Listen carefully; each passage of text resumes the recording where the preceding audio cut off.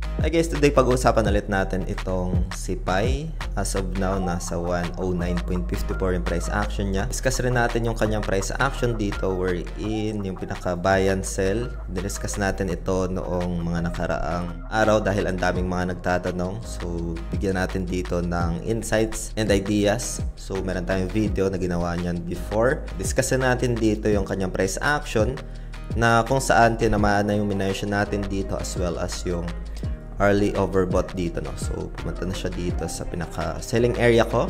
Pag-uusapan natin yan, guys, dito sa video natin today. Pero bago tayo dito magsimula, kung hindi nyo pa na-like itong video na ito, please like this video first. Subscribe sa YouTube channel natin. Turn on the bell icon para ma-notify kayo dito sa mga updates natin na ginagawa sa ating YouTube channel, guys, no? Share din natin itong pre-register na bagong version itong si Axie Infinity, which is MMORPG type na siya. So, mamaya discuss natin yan. For now, punta muna tayo dito, guys, sa price action itong si Pi, no? So, nasa 1 hour time frame tayo as we observe dito, tinamaan niya na itong zone na ito.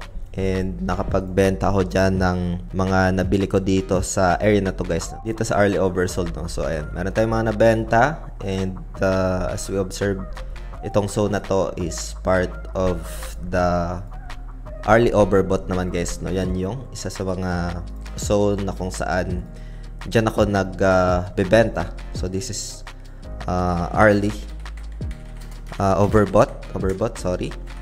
So, this zone is early overbought.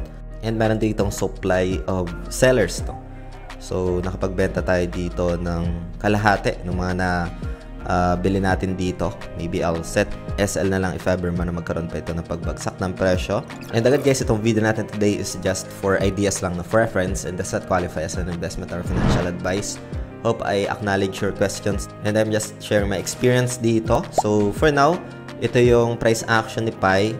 I've been checking din dito. Mataas yung momentum kasi ilang beses na niretest sa early time frame yung pinaka previous resistance, guys, no? Magbibigay lang ako dito ng neutral scenario lang. Like for example, ang magiging downtrend natin dito, guys, is that na pwedeng bumalik dito ng double bottom is like adlaw dito ng diagonal support trend line. Ayan. If ever man na magkaroon siya dito ng breakdown dito sa diagonal trend line natin, ayan dito. So for example, magkaroon siya ng pagbagsak ng presyo, magkaroon ng breakdown just like what happened dito sa itong gantong scenario, guys, is that nagkaroon ng breakdown, no? Ito.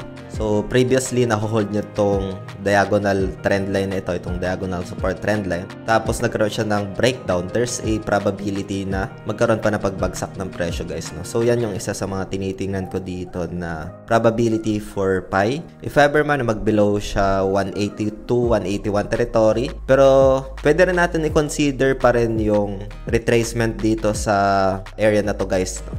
Itong zone na ito, which is 1.75.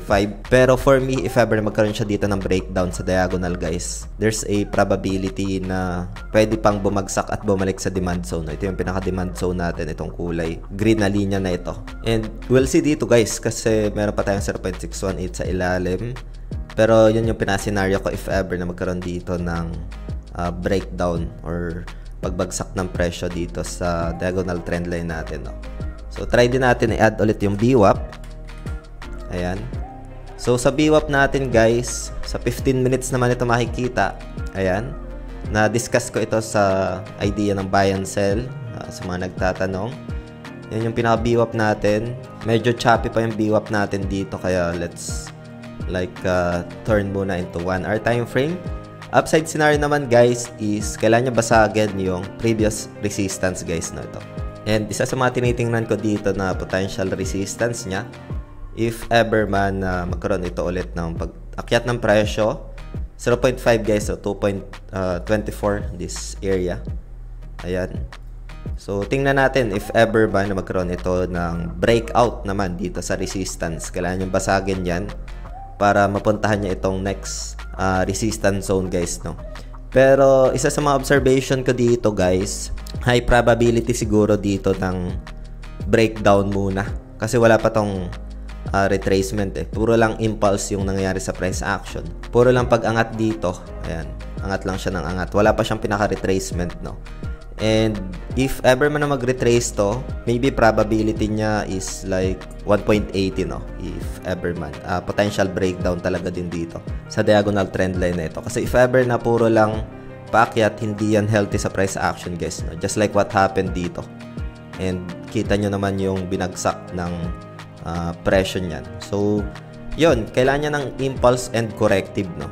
So, corrective muna. Yun yung isa sa mga tinitingnan ko dito for PiUSDT. Again, it's my own opinion lang. And ano yung sa tingin nyo dito, guys, feel free to comment lang sa comment section ng video na ito. So for now, puntahan natin itong pre-register nitong bagong version nitong Axie Infinity. Yung mga official link na ito, guys, lalagay ko na lang sa description ng video na ito para mapuntahan nyo. Yung mga potential airdrop nasa description lang naman ng ating video. So let's try to explore this one. Do this normal and confirm. Panoorin natin yung pinaka-thriller na ito. So, more of like MMO type, no? Ayan. So, yun. Pwede nyo panoorin to, guys. Andyan naman sa pinaka-baba nitong website nila. Ayan. Itong Watch Thriller, guys, no? So, yun lang. Yung official link na ito, guys, lalagay ko na lang sa description ng video na ito. You can explore. And itong update kay Pi, hope you get some insights, ideas dito. Price niya 109.54 and PHP, no? So, yun lang. Maraming salamat ulit sa panonood. Ingat tayong lahat. Peace out. Bye for now.